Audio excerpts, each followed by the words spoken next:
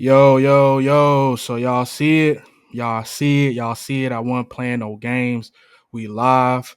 Episode 5 of Couch Commentary, man. We got video attached. We here, we live, we in person. Y'all gotta excuse me if I'm not looking dead into the camera. If I'm looking down, I'm looking at myself. I got my laptop in front of me. I got the camera above the laptop. So if I'm not looking directly in the camera, it's because I'm looking at myself, and I gotta get used to that. You know what I'm saying? But welcome to Couch Commentary, man. The audio version will be available. I am recording audio only as well, so the audio version will be available on Spotify still. But I wanted to make sure I bring some visuals to this podcast, man, because I'm a very passionate talker when I'm talking about sports, as y'all may have found out in that last episode when I was discussing this Aaron Rodgers situation, man. But we're going to talk a little bit more about Aaron Rodgers today, man, because we got some big NFL news. But before we get to that, just give you a run of the show, man. We're going to talk a little NFL today. We're going to talk a little NBA. We got a lot of preseason action going on in the NBA. A lot of teams establishing themselves, kind of getting runs in with new players and, new systems, new coaches and stuff like that. So we got some NBA news that we can finally start talking about some basketball. You know what I'm saying? But we started the podcast. It was really pretty much football only, a little baseball mixed in, a little UFC mixed in, but we getting into some basketball talk today, folks. And we're gonna talk a little bit about MLB playoffs, man. But the main discussion is really gonna be on football and basketball today. So yeah, man, y'all hold on to y'all seats, man, because it's gonna get good today, folks. It's gonna get good. So for the NFL side of things, I want to pop it off with the NFL side of things because I know that's gonna take up the majority of my time. Because I got a lot of opinions and a lot of I would say I just got a lot of things to say about some of the things going on in the NFL. So before we get into the score recaps, before we get into some of the games and the headlines surrounding some of the games, let's talk about the big breaking news that came out this week. We got two trades went down this week. We got the Jets who traded for none other than Devontae Adams. They acquired him from the Las Vegas Raiders. I believe Tay trade Tay for, man. Let me tap in. Let me see. Let me go to my Rolodex, man. So Devontae Adams was traded for a 2025 conditional third round pick.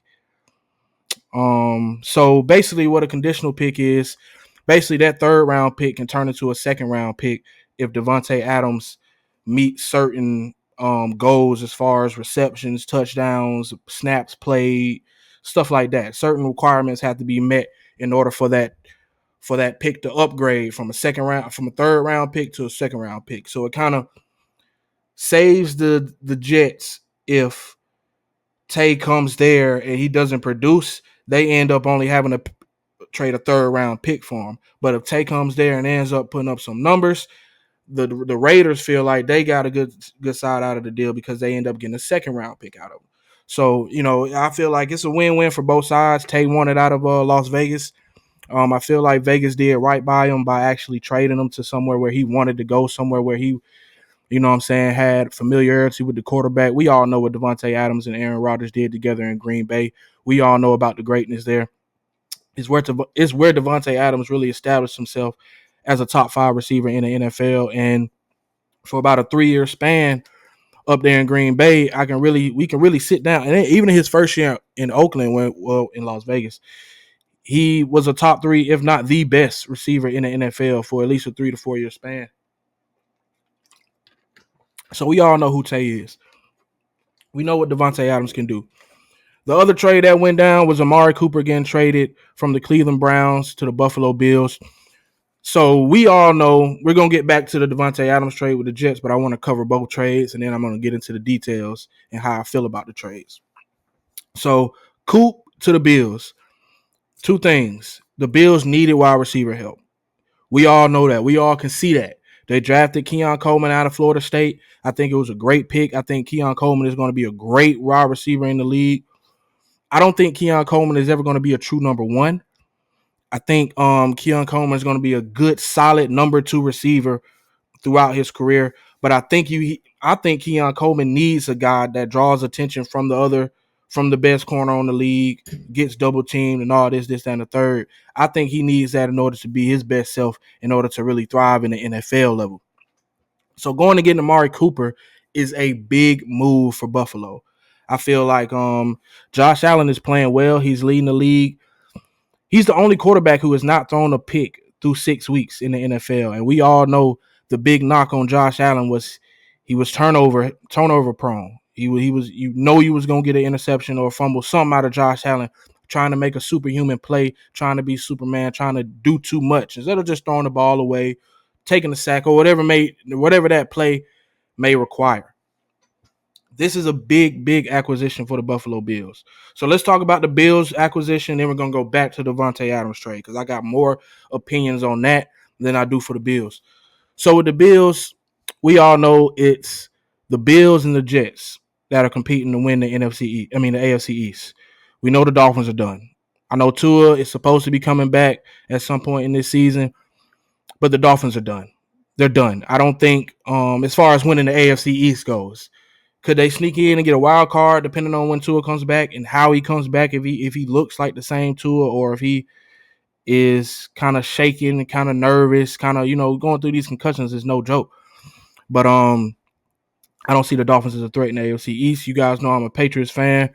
I'm a realist. You know what I'm saying? I know we're not going to make any noise in the AFC East this year. So it's really a two-man race. It's the Jets and the Bills, right? The two teams that made trades to get number one receivers for their offenses that have stagnated over the past couple of weeks, right? Josh Allen, the first couple of weeks, okay, so the headline going into the year for the Bills was, of course, them trading Stephon Diggs. You know what I'm saying? And we started hearing some stuff later that basically they were trying to say Stephon was a cancer in the locker room. That he was a diva. You know what I'm saying? He was causing a lot more problems than he was worth. You know what I'm saying? Shannon Sharp always says they'll tolerate you until they can't no more.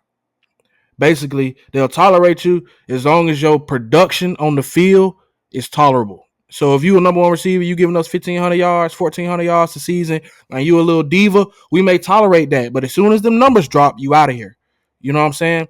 So the big thing this season how is Josh Allen gonna look without a true number one out there? How is he gonna look? I know they went and got they lost Gabe Davis as well. You know what I'm saying? So how is Josh Allen going to look without a true number one receiver? Like I said, I know they went and drafted Keon Coleman out of Florida State, but I just don't think Keon Coleman is enough. He's also a rookie, and I don't think he's ever going to be a true number one. He's not Malik Neighbors. He's not Marvin Harrison Jr. He's not. I don't think he's going to be what those guys are. But I do think he's going to be a productive receiver. But our question is how's Josh Allen going to look without a true number one? And he's showing that I can do it. You know what I'm saying? I enjoy being able to spread the ball around. You know what I'm saying? He is leading the league in touchdowns thrown with no picks. So I feel like Josh Allen is doing his job, but I think the offense is kind of stagnating because you don't have that go-to guy. And this is where you're starting to see them missing Stephon Diggs, missing a number one receiver, missing a guy that you can say, go get open. We need you here. 3rd and 7, go get open. You know what I'm saying? Or 3rd and 7, catch this slant and take it to the house. That's the kind of receiver Stephon Diggs is. Stephon Diggs can take a 10-yard slant and take it 80 yards to the crib. Stephon Diggs can give you a 30, 40-yard post and boom, house it. You know what I'm saying? So I think this acquisition of Amari Cooper is going to be big. Amari Cooper is a very low maintenance receiver. You never see or hear reports of Amari Cooper complaining about touches, complaining about targets in games. Amari Cooper is a very laid back guy. So he's the polar opposite of a Stephon Diggs. He's the polar opposite. He's the polar opposite.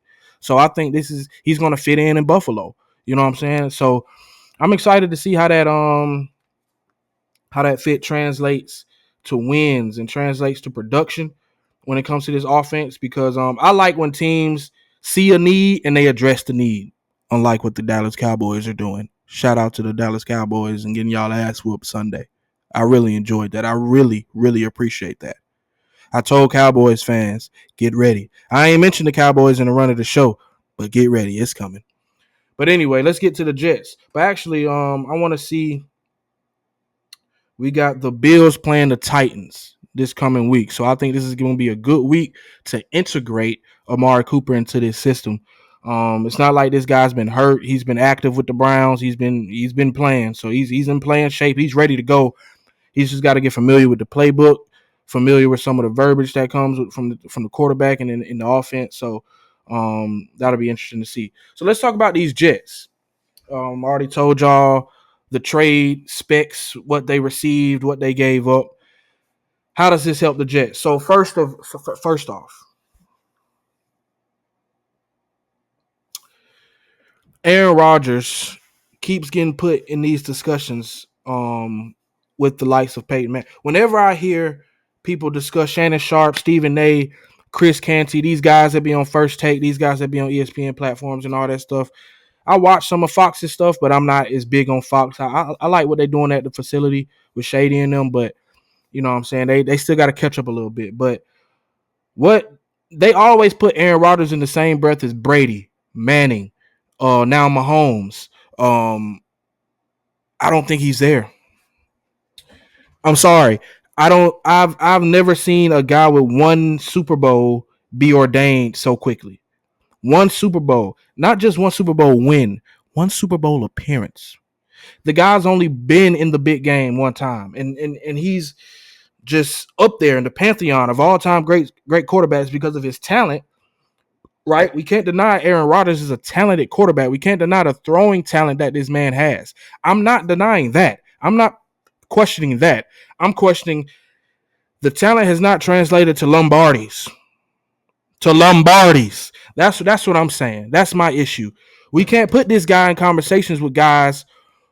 Now we're talking about Tom Brady and Peyton Manning. This is the guy. These are the people he's in conversation with. Both of these guys left their franchises they were with for 10 plus years. For Brady, it was 20 plus. Went to another franchise that wasn't making no noise and won a Super Bowl.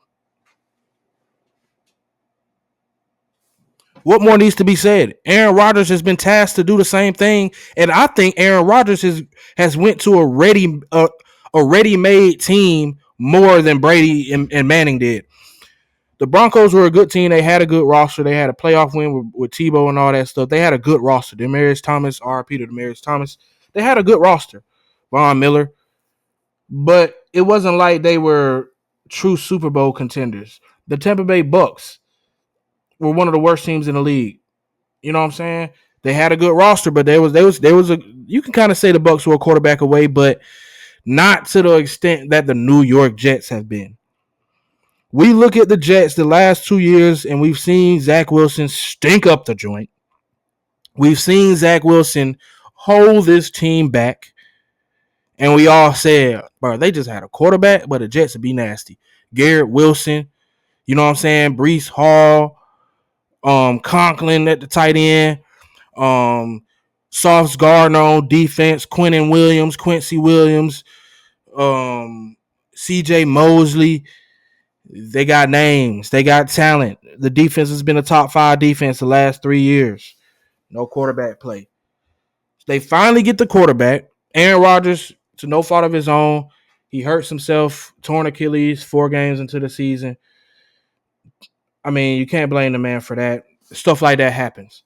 But now we see this team, and we're looking at the offense now. We're still looking at the offense. We're still blaming the offense. We're still saying quarterback play is the reason the New York Jets have not been as successful as they should be going into week 7 of the NFL season. Right now, currently, the Jets sit at 2-4. 2-4. I feel like this record probably would have been the same if Zach Wilson was under center. Right? They lost to the Denver Broncos. Only scored 6 or 9 points in that game. The Broncos only scored 10. You've got Aaron Rodgers at quarterback, and you can't score more than 10 points. They go to London and play the Vikings. Have an opportunity to win that game despite their quarterback. Aaron Rodgers throwing 3 picks. Here's my thing.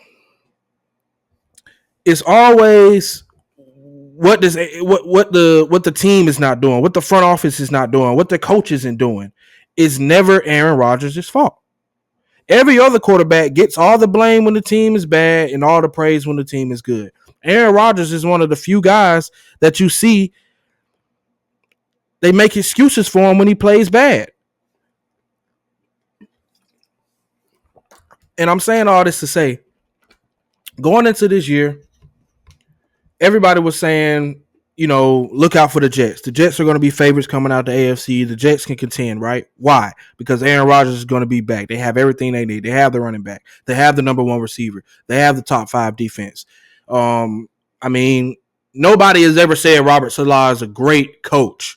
Nobody has ever said that. But he's done a serviceable job, before he got fired. But they had everything they needed, right? Now all of a sudden they need receiver help. Now all of a sudden the last 2 weeks people have been saying, go get Devontae Adams. They need Devontae Adams more than ever. They need receiver. How many? Okay. You can give Aaron Rodgers everything he's asked for. He's asked the New York Jets for so much since he's been in New York. He told him, go get me Randall Cobb. They got him. He told him, go get me Alan Lazard. They got him. Now he told him, go get me Nathaniel Hackett after he stunk up the joint as the head coach in Denver. They got him. Now they demote Nathaniel Hackett from play calling duties. They fire Robert Saleh and they bring in Devontae Adams. What else does this man need to do what the quarterbacks that he's in discussions with have done with less? With less.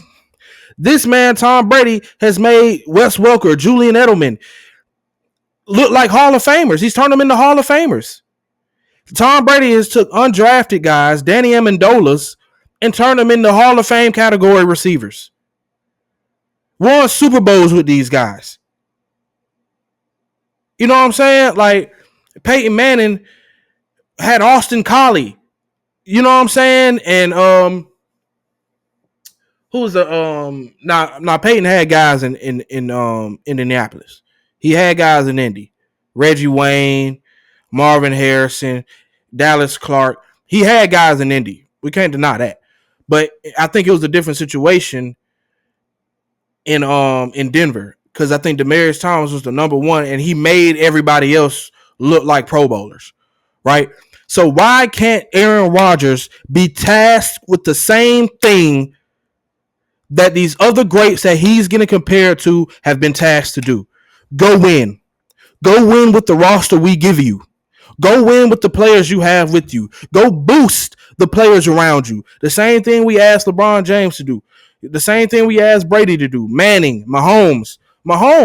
Last year, Mahomes receivers dropped 44 passes in the regular season, and they won the Super Bowl. Quarterback play. Having the guy who's going out there, who's going to take accountability, who's going to do it, who's going to do what's needed to be done to get the win for his team. Can we confidently say that's Aaron Rodgers?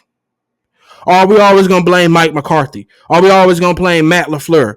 Are we going to blame all the other coaches that Aaron Rodgers has had throughout his career? Are we going to blame the receivers like he was blaming all the young receivers out there in Green Bay? And now, see, look what they're doing with Jordan Love. I mean, I'm sick of this guy. I'm sick of the excuses. I'm sick of everybody making excuses for this guy when y'all are putting him in the same conversations with greats that have done more with less. That's my issue. That's my problem. You know what I'm saying? I don't deny that Aaron Rodgers is great. Aaron Rodgers is a top 10 quarterback of all time in NFL history. There is no denying that. The one Super Bowl ring does get him into the top 10. But it don't get him in that top 5 with Brady, Manning, Mahomes, Elway, what's my guy, Joe Montana. It don't put him up there, bro. This man don't got more rings than Ben Roethlisberger. I mean, he got the same amount of rings as Trent Dilfer. I mean, what are we really saying, folks? What are we really saying? I mean, I'm going to move on from this before I get super turned up again.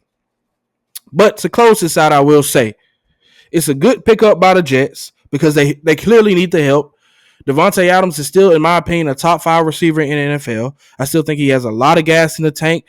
I think he wants to win, and I think the continuity that him and Aaron Rodgers is going to do nothing but help this team, the continuity that they have. So I will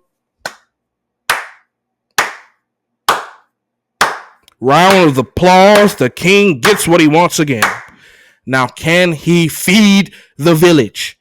Can he bring home the championship? We gonna see, Aaron. We gonna see AA Ron. We gonna see what you do, AA Ron. They play the Pittsburgh Steelers this week. It sucks for the Steelers because they got to deal with Devontae Adams 2 weeks in a row. They just played the Las Vegas Raiders, but he didn't play, so maybe they don't have to deal with him. But let's get into some week 6 storylines, some recaps. Um, I'm not going to talk too much about this because my guys got their ass smacked, but the Patriots lose to the Houston Texans 41-21. Drake May makes his NFL debut as a rookie. I like what I saw from the kid. He played well. Let me see here. Let me pull up his stats.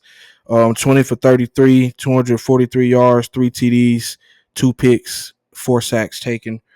No, we had no running game. Drake May was our running game. CJ Stroud. Let's see what he's 20 for 31, 192 yards, 3 TDs and a pick. Joe Mixon had a field day, 13 carries under 2 yards and a tutty. Damian Pierce also with 8 rushes for 76 yards and a tutty. So tells you everything you need to know. 192 rushing yards to 82, 20 first downs to 17, 368 total yards to 291. So you can see the running game is where they gashed us, and the turnovers is where they gashed us. 4 turnovers to 1. So that's all I got to say about that, man. We got to get better, man. Let's talk about this Ravens game, man. Ravens and Commanders. This was a game that I expected to kind of be game of the week going in. A lot of hype. We got 2 quarterbacks that play extremely alike. Lamar's the established veteran. Jaden Daniels is the incoming rookie who is taking the league by storm, who's had a great start to his rookie season. The Commanders lose to the Baltimore Ravens by a score of 30-23. Jaden Daniels was 24 for 35, 269 yards, 2 picks, 3 sacks taken. He also ran the ball 6 times for 22 yards. Lamar Jackson, the reigning NFL MVP, put that on display today. This past Sunday, 20 of 26, 323 yards, 1 touchdown, 1 interception. King Henry putting up an MVP season for a running back this year, man. 24 attempts for 132 yards and 2 tutties. This game was very exciting because you got to see Jaden Daniels go up against a top team, and you got to see how he would look against a top team, a top defense, going up against an MVP quarterback. And the kid, he showed up. No turnovers. He did his job. He played well. I just think Baltimore is the team to beat this year. I have the Ravens. I'm picking the Ravens to win the Super Bowl this year. I think last year, I picked them last year to win, but I could kind of see halfway through the season that they just didn't have enough. Derrick Henry puts them over the top. Having that truly dynamic, that running game was great last year, but now having a truly dynamic running back, a true bruiser, a guy that you can depend on in the fourth quarter, I think that makes the difference for Baltimore, man. And I think that's what's going to put them over the top and taking this thing all the way. And the way Lamar Jackson is playing football right now, the way he has command of that offense right now. Now, remember, the Ravens started 0-2. You know what I'm saying? The Ravens were 1 more loss away from blowing this whole thing up. If the Ravens would have started 0-3, we would have saw some moves being made. We would have saw some guys getting shipped out. But Lamar, Derek, defense, they steadied the ship. Leadership stepped up. And now they're sitting at 4-2, 4-game win streak. And they're looking like the best team in the NFL, in my opinion. I have the Ravens as the best team. I know the Vikings, the Chiefs, I know they're undefeated. The Chiefs got Patrick Mahomes. They're finding ways to win. But I got the Ravens as the best team in the NFL right now, man. They're the team I would least like to play if the playoffs started today. And that's how I define a dangerous team. If the playoffs started today, who would you want to face?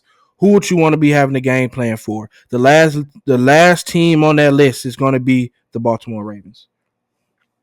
The Baltimore Ravens. So it was an exciting game, man. Zay Flowers had another big receiving day, 9 targets, 9 receptions for 132 yards. I'm liking what I've been seeing from Zay this year. Um, Mark Andrews' production has dipped, but Zay Flowers' production has gone up. So I think it's kind of that trade off. Lamar has went from one safety blanket to another safety blanket. I think Zay has kind of been his safety net this year. Likely is that big target he can throw it up to and just say go get it. But I like the Ravens. I really do. They are my pick to win the Super Bowl. And I like Lamar Jackson a lot. I'm a big Lamar Jackson fan, bro. I root for that guy like no other. Um, I'm a fan of black quarterbacks who changed the game. I'm a fan of black quarterbacks who kind of they were trying to get this man to move to running back after he just won the Heisman in college.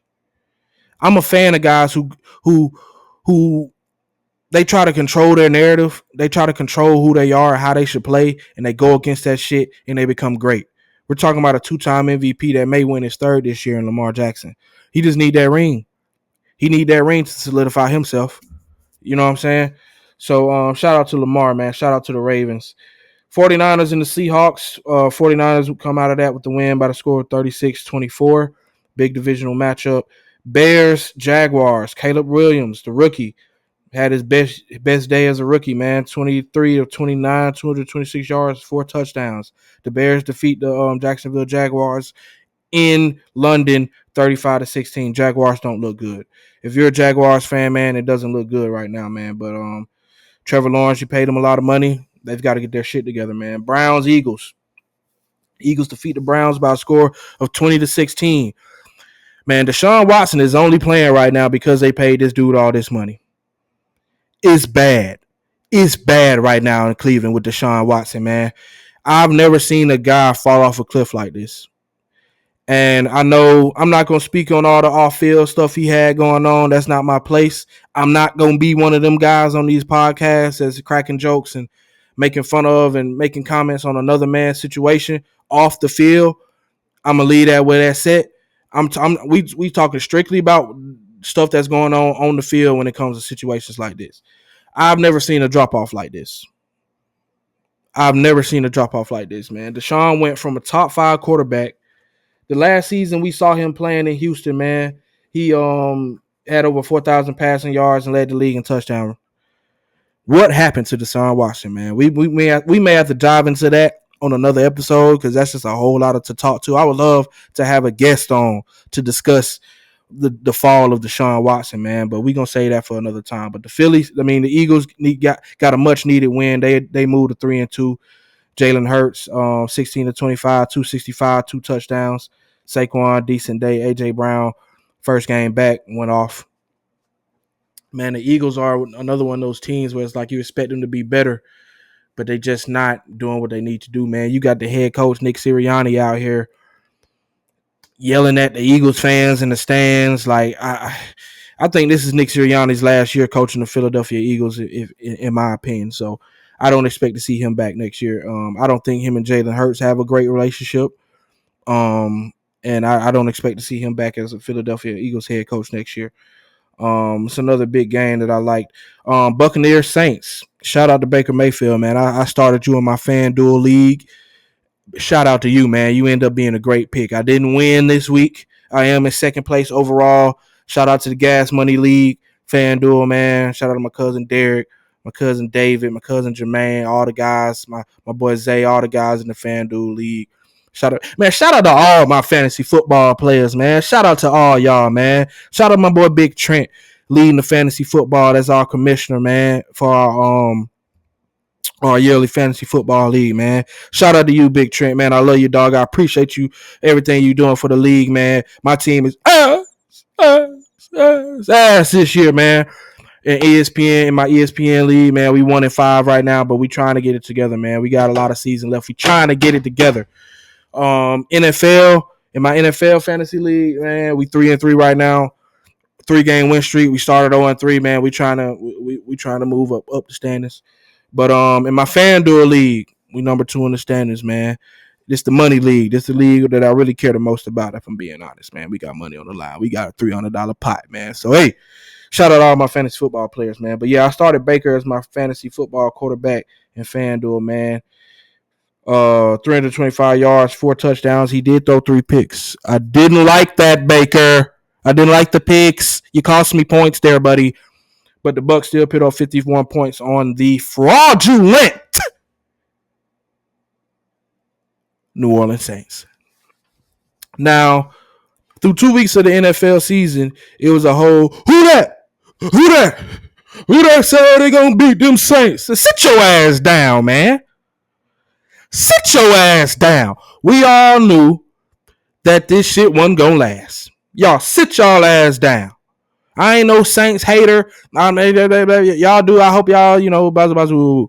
But I've never forgiven y'all for that year y'all was going undefeated and y'all beat my Patriots in the Superdome and y'all were talking big shit. So I'll never forget that. So yeah. I'll never forget that. So y'all pipe down because y'all just got y'all ass throttled. You know what I'm saying? Derek Carr still y'all quarterback. Let's not forget that. Y'all got a little ahead of yourselves, didn't you? Let's slow down. And since we are in Atlanta, man, we're going to talk about the hometown team. The Atlanta Falcons defeated the Carolina Panthers 38-20. Looks like Kirk Cousins is settling in. 19 of 30, 225 yards, 1 touchdown. Now, you Falcons fans, I'm going to get on y'all ass too. I live in Atlanta. My brother's a huge Falcons fan. Shout out to my brother. Shout out to Daryl, man. Look, the beginning of the season, y'all was saying all this stuff about y'all shouldn't have paid this nigga while y'all signed him, while we signed this. Now y'all calling him Kirko Chains. Now y'all calling him Perk Cousins. Now y'all saying he invited to the cookout because he a cousin. Man, get out of here, man. Man, get out of here, man. I don't like all that, man. Y'all Falcons fans, y'all real flip-floppy. Y'all turned on Matt Ryan. Y'all turned on that young man. I told you Matt Ryan was fraudulent from day one. And y'all turned on that young man. Y'all turned on him. He took y'all to the Super Bowl. Thank you for that. Thank you for that, Matt. Thank you for that, Matt. Thank you for that, Kyle Shanahan. Thank you for that, Julio Jones. You know he got a ring out of that. But anyway, y'all doing well. Y'all doing well. I'm liking what I've been seeing. Falcons fans have reason to rejoice. Y'all are 4-2 and leading the division. So congratulations to the Falcons. And make sure that y'all keep that same energy throughout the season, man. If at any point Kirk Cousins is not playing that well, make sure y'all lift this man up and don't tear him down. Don't do what Falcons fans do and turn on your damn team. Okay? We ain't gonna discuss the Carolina Panthers because we know that's a dumpster fire right now. So, without further ado, all the uncles out there who Cowboys fans, my dad, my father-in-law, man, y'all turn away. My mama Stacy out there, man, y'all turn away. Y'all turn it off right now. I'm giving y'all the water. Y'all turn it off right now because it's about to get nasty. Let me get a little closer to the camera for the video. It's about to get nasty in here. You understand me? It's about to get real flagrant. You understand me? Because the Dallas Cowboys just got their ass whooped. We had the Detroit Lions out here running the offensive lineman out here playing wide receiver. Going out for routes. We got them out here throwing flea flickers to my tight end. Shout out to Sam Laporta, man. I started you in fantasy, big dog. We got them out here, Ahmed Ross A. Brown, flicking it back to offensive linemen. The Dallas Cowboys fall to the Detroit Lions by a score of 47-9 on Jerry Jones' birthday. Now, before we get into this, I got a bone to pick with Jerry Jones. Screw you, Jerry. This man, I want to play the audio. This man went on to a radio show that he goes on weekly. He goes on this show weekly. And he basically threatened to fire this guy for making certain comments or asking certain questions on his show. I'm interested on a damn phone call with you over radio and sitting here and throwing all the good out with the dishwater. You have got to be smoking something over there this morning. Your job isn't to let me go over all the reasons that I did something and I'm sorry that I did it. That's not your job. Well, my job is to ask why. Job, or I'll get somebody else to ask these questions, man. Jerry, we're trying to figure out why the team is. I'm not kidding. I'm not kidding. You're not going to figure out what the team is doing right or wrong. If you are, or any 5 or 10 like you, you need to come to this meeting I'm going to today. There are 32 teams here. You're geniuses. Jerry, okay. Hey, I don't like it. I don't like it. Let me see if there was any more. You don't really think you're going to sit here with a microphone and tell me all of the things that I've done wrong and without going over the right? Listen how he ended that. You're going to go over all the things that I've done wrong and not go over the right. After your team just got y'all ass beat 47-9, now look, man, he just threatened this dude job, bro. That's low. That's low. People in power, that's bullying, bro. That's low. You are a person in power. You basically run Dallas, Texas, bro. You a person in power. You know that you saying that. You know that this is real. This ain't no empty threat. This is something that you can really do. You can really have this man removed from this radio station and plug in a new guy that's gonna ask you nice questions and pander to you in your ego. So I don't fuck with that, man. Jerry Jones is lame for that. He need to come out and publicly apologize. I remember that photo, Jerry. We remember that photo, Jerry. They tried to bury that. I remember when they was on ESPN when Stephen A. was, well, how do we know he was really there? Y'all remember the photo came out where Jerry Jones was out there with all them white kids and they were throwing stuff and yelling all type of obscenities to them black kids that were the black kids at the school. Yo, Jerry was in that photo when he was a little kid. We don't remember that. We ain't forgot that, Jerry. ESPN may let you slide, but I ain't gonna let you slide, Jerry. I don't fuck with it, man. You know what I'm saying? That was lame. Jerry, you are in your own way. You are the reason the Dallas Cowboys cannot succeed. You hated the fact that Jimmy Johnson got all the credit and it was the triplets getting all the credit. It was Michael Irvin. It was Emmitt Smith. It was Troy Aikman who was getting all the credit out there in Dallas when it was, how about them Cowboys? You didn't start that. That came from Jimmy Johnson, and y'all still saying it to this day. But you didn't put the man in your own damn ring of honor and your own damn ring of fame until last season. You fired the man after he won your Super Bowl, multiple Super Bowls, because they wouldn't give you the credit because they gave it to him, because they gave it to Michael Irvin, because they gave it to Troy Aikman, because they gave it to Emmitt. You didn't want to pay Emmitt his money. You came out and y'all started losing games, and then you paid Emmitt. And you can see Emmitt Smith was seething. He was pissed off at that press conference after he signed that contract. Because why are you playing with my fucking top? You should have paid me from day one. You know who I am. Jerry Jones deserved everything that's getting. Jerry Jones deserves it all. He deserves to have a team that's right there every year but falls short. I don't want him to have a super bad team. I don't want the Cowboys to go 1-15, 1-16 every year. I want them to be right there. I want them to win 13 games. I want them to win 14 games in the regular season and then fall off a goddamn cliff in round one of the playoffs, just like they did with the Packers last season. I love it. It makes me happy because owners like this, they don't deserve to win, man. They don't deserve to win. The Donald Sterlings, man, they didn't deserve to have a good Clippers team, man. You get what I'm saying? You feel what I'm saying, man? And I know there's more owners out there that's like them, but they don't get in front of a radio or a mic after every game. They not also the GM of the team that they own. This dude is out here talking more than anybody in that organization. And I don't think that's his job as the owner. You write the checks, you set the budget, you shut up and then you enjoy the wins.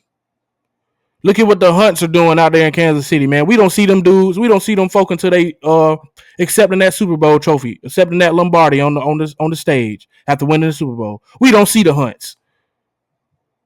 We didn't see Robert Kraft until he got up on that stage. The only time we saw Robert Kraft was when there was some type of scandal going on in New England. You know what I'm saying? Other than that, but you didn't see Robert Kraft went out here making comments. We was out here collecting rings. I don't fuck with it, Jerry Jones. On to your sorry ass Cowboys. Let's talk about your sorry ass Cowboys that you've not done anything to improve. That you went at the end of last season and said we're going all in and didn't make not one goddamn meaningful acquisition in the offseason. Let's talk about the team that you waited to sign your quarterback until the morning of your first game of the regular season. Let's talk about the team where you waited to sign your star wide receiver. Let's talk about the team that you did not sign Derrick Henry to after he came out publicly and said, I would love to be a Cowboy. The man lives in Dallas. The man works out in Dallas in the offseason. And you didn't sign him. If you would have signed your quarterback, if you would have signed your wide receiver at the beginning of the offseason like you should have, you would have had $20 million in cap room. And guess how much they are paying Derrick Henry right now in Baltimore? $8 million. And you came out and said you couldn't afford him. Who fault is that, Jerry? Man, let's talk about these Cowboys. It's bad. It's bad. It's bad. Y'all suck. Y'all can't stop the run. You're soft right now. Y'all are soft. I'm not going to even sit here and blame Dak Prescott. I'm not going to go in on Dak Prescott because surprisingly, Dak Prescott really isn't the problem. Yeah, they only scored 9 points against the Detroit Lions, but I'll give him a pass for that this week because Dak threw 2 picks. Never mind. Dak, you suck too. It's all y'all. All y'all a problem. Man, we supposed to be getting the NBA news. Man, let me wrap this up, bro. 47-9. Jared Goff, 18-25, 315 yards, 3 touchdowns. David Montgomery, 12 rushes, 80 yards, 2 tutties. Jamar Gibbs, 12 carries, 63 yards. Everybody ate in the receiving core. Everybody got a little bit of something. I ain't gonna name everybody, man. Amon-Ra, Laporta, and Jameson Williams are the ones who scored the touchdowns. We look at the Cowboys side of things. Dak Prescott, 17-33, 178, 2 picks, no touchdowns. Cooper Rush got in there and got a little stuff. He threw a pick. No running game. We're not going to even speak of this run game. No running game. CeeDee Lamb, 7 catches, 89 yards, empty calories. Dallas Cowboys, come on down. You suck. Anything else? Anybody got anything else on the Cowboys? Anybody got anything else? Anybody? I don't think so. Because I'm not hearing a lot of, we going to win the Super Bowl this year. How about them Cowboys? This all year. Let us get into the playoffs, anything and that, bud. How about them Cowboys? Man, how about y'all shut up? How about y'all sit down? How about that? Let's move on, man. Let's move on. I'm sorry. I'm sorry if you had kids and they had to hear that and they Cowboys fans. I'm sorry, little Timmy. Your dreams are crushed. Your team stinks. Let's move on. NBA.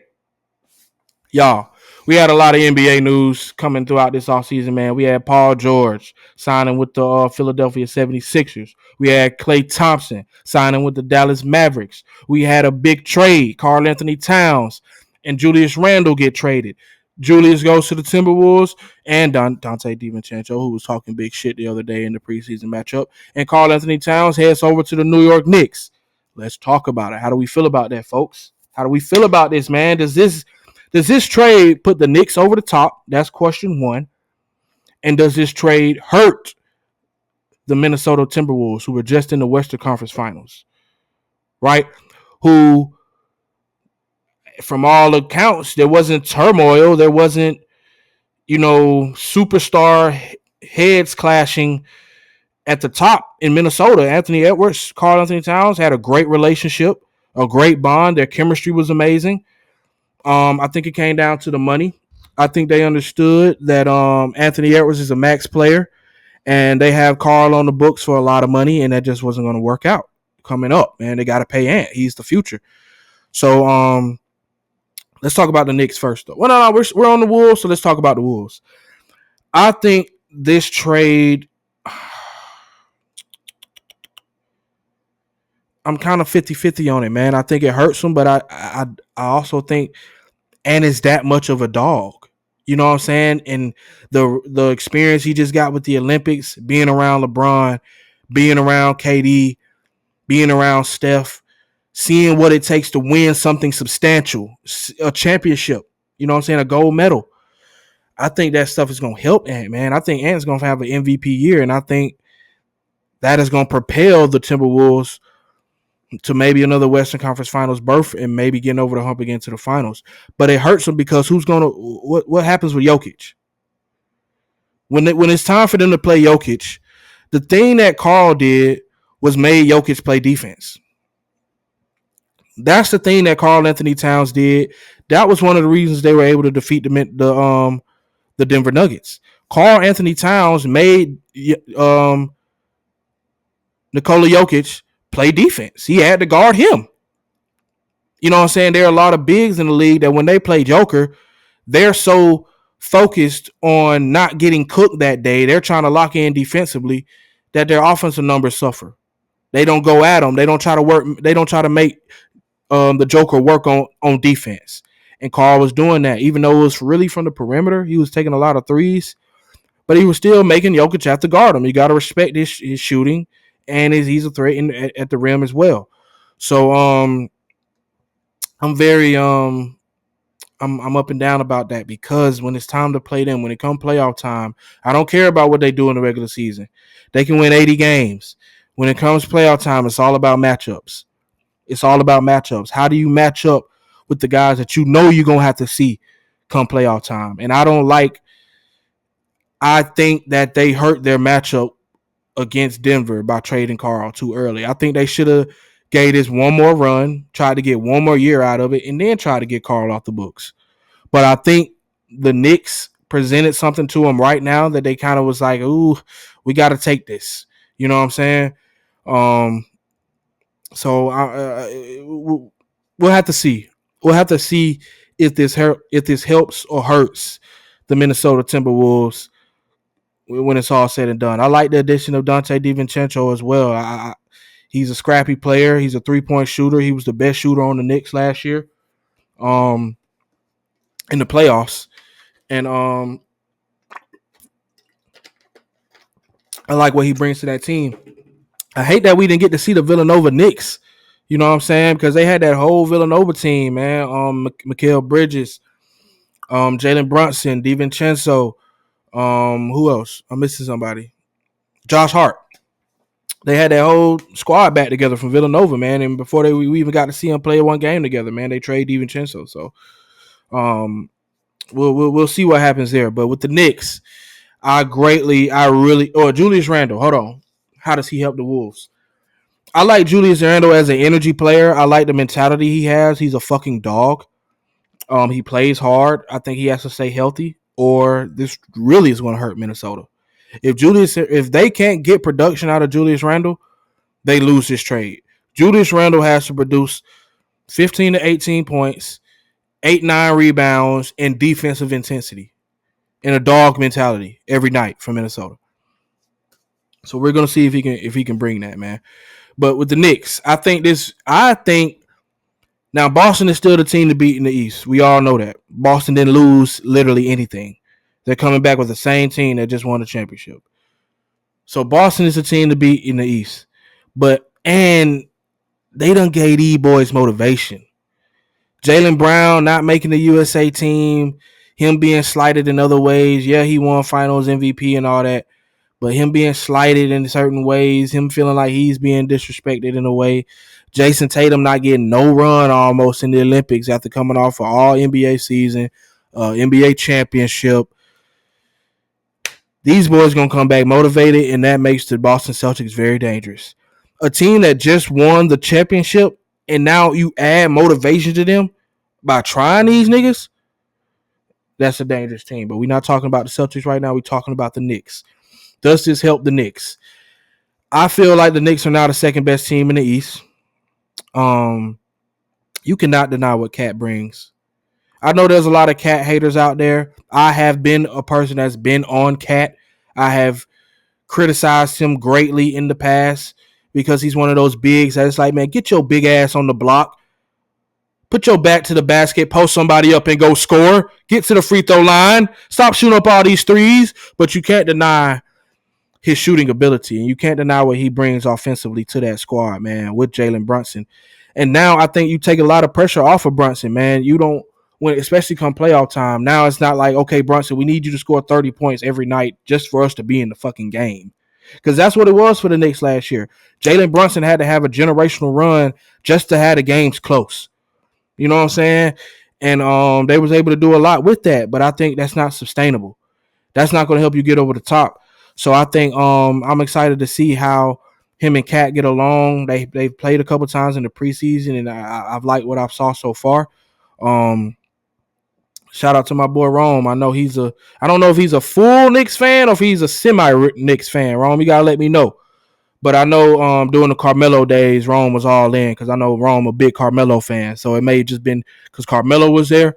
But I do know he does root for the Knicks, man. So Rome, we gonna see what these boys do this year, man. I'm interested because that trade does do a lot. Let's talk about the Dallas Mavericks as we come to the end of the show. The Dallas Mavericks acquired Klay Thompson. Now, the Dallas Mavericks were just in the NBA Finals last year. Luka and Kyrie had a great playoff run, but Kyrie got demons in Boston, man. It's something about playing in Boston, man. Kyrie ain't been able to conquer them demons yet. He be in there saging and all that, man, but it ain't been able to be enough.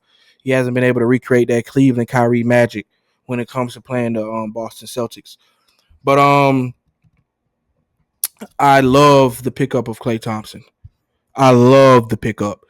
I was very surprised and but not surprised to see him leave Golden State. To see Golden State let him walk. I've always been on the side of saying they should have let Draymond. I would have let Draymond walk before Klay because of Klay's scoring. I think it's going to be hard to replace Klay scoring in Golden State just because we haven't seen it. They got rid of Jordan Poole. That kind of would have been his replacement. They got rid of him, and we really haven't seen anybody really step up in their role. Oh yeah, shout out to Rob Dillingham going to the Minnesota Wolves as well. I didn't speak on him. We'll speak on that later at a later date as the NBA season continues to go on and get closer and starts. But Rob Dillingham, that's going to be a major. Remember, I'm saying this. Rob Dillingham is going to be a major addition to the Minnesota Wolves. But I love the addition of Klay. I really think it's going to help Luka. It's going to continue to spread the floor. Now you got a bona fide shooter that you got to keep your eyes on. Catch and shoot is going to be deadly for Klay this year. I don't think he's going to have any responsibilities other than catch and shoot. Play a little defense. I don't think Klay is ever going to be the disruptive defensive force that he's been in the past. But I think he can. I think he can still do his job. He's no Drew Holiday, you know what I'm saying? But I think Klay can still work on defense. So I like this addition for the Mavs.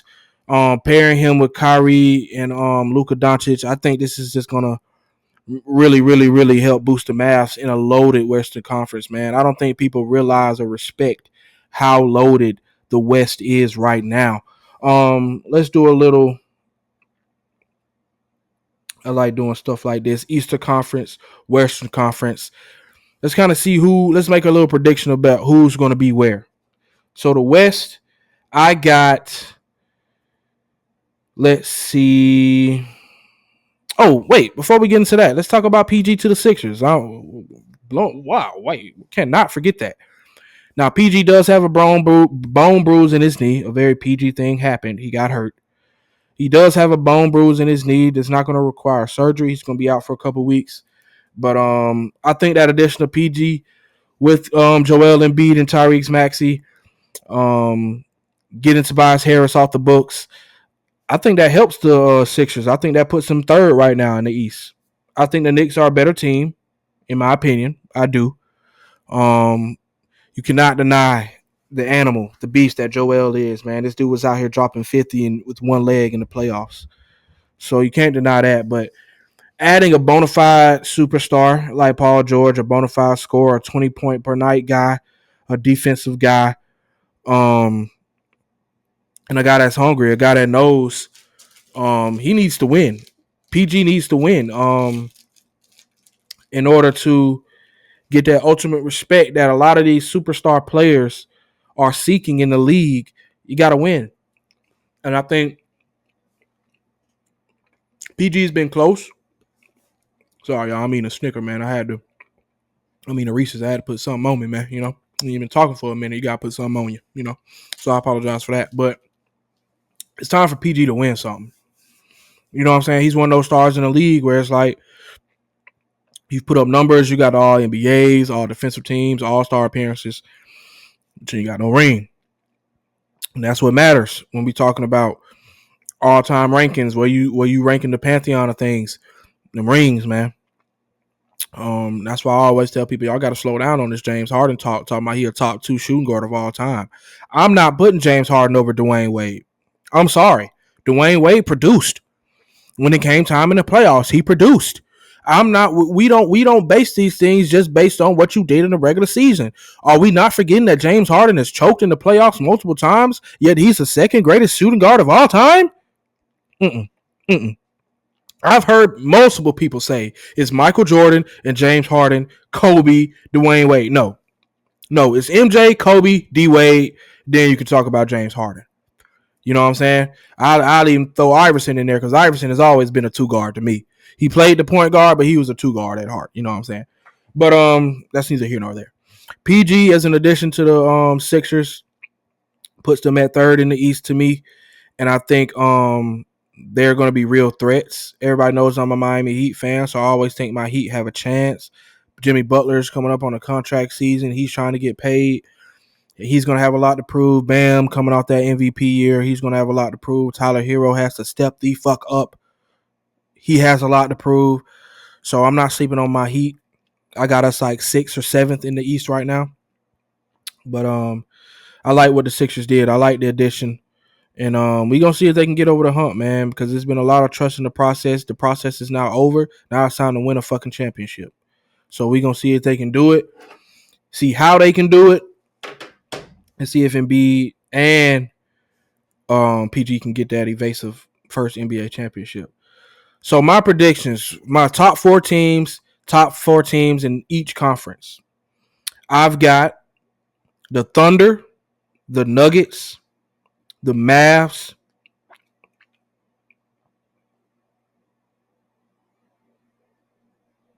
and the Lakers. And the Lakers, I said it, the Lakers. Top four teams in the West. Not in that order, but I feel like those are going to be the top four teams in the West. LeBron James, let's talk about this JJ Redick edition right quick. I think JJ Redick is going to bring something fresh and renewing to the Los Angeles Lakers. I think he's going to JJ Redick is a very analytical guy, and I think that's going to be helpful with the Lakers. He's a former player. He's going to be a player's coach. Guys are going to respect what he has to say because he's been in those situations. He has LeBron's respect. He's a brilliant basketball mind. I'm excited to see what JJ Redick does. I think JJ Redick is going to be a great NBA head coach. Because of that, I like the addition of Dalton Connect, his 3-point shooting, adding that to that roster. LeBron James still showing he had a lot of tank in the Olympics this past season. Anthony Davis has got to step up this year. I expect the Lakers to do something, so I expect them to be at that 4 seed in the West. For the East, I've got the Celtics, the Knicks, the Sixers, and the Pacers. I do not have the Bucks in my top 4. That may be a shock to a lot of you, but the Bucks got to show us something. They got to show us something. Last year they had Dame all season. It's not like he was an in-season acquisition. They had him all year. They got to show us something, man. Giannis, he's living off that one ring like Aaron Rodgers is right now. You know what I'm saying? You got to step up, do something. You got to do it more than once. You know what I'm saying? I don't think the Bucks have a lot of depth. That's why I don't have them as my top 4. I think the Pacers are a deeper team. The Celtics, the Sixers, and the Knicks, of course, are all deeper teams than them. And I will say my surprise pick for the East and the West this season, for the East, I'm going to say be on the lookout for the Orlando Magic. I think the Orlando Magic are going to sneak in and be a top 5 seed in the East this year. And for the West, I'm going to say watch out for the Grizzlies or watch out for the Suns. A lot of people are picking the Suns to kind of end at the bottom of the barrel in the West. But watch out for the Grizzlies, man. Ja's coming back. He's got a lot to prove. I like the Zach Edey addition in the draft as a big. I like the Grizzlies to have a big year because Ja is about to have one of them y'all must have forgot type seasons. So that's it. That's it for today, man. Couch commentary, man. I appreciate y'all listening, staying tapped in. For the video people, man, thank y'all for watching. We're gonna try to keep this going weekly on YouTube. I appreciate y'all tapping in. Y'all get used to seeing this beautiful face, man, because we're gonna really tap in. We're gonna really take this thing up a notch. I'm recording down here in my man cave in my basement. Got my little setup going. Y'all see I got the mic, I got the cam going. backup mics, backup cameras, and stuff like that. So I'm all in on this shit because a podcast has been something I've been wanting to do for years, man. A sports podcast in particular. So this is something I said, man, if I'm gonna do it, I'm gonna do it right. I'm gonna go all in, and I'm gonna make sure that I don't half-ass it, and I'm gonna make sure I give it my all. So y'all be on the lookout every week for new episodes of Couch Commentary, and I appreciate the love and support that y'all have given me through these first few episodes. Y'all stay tapped in because it's only gonna get better from here. Peace.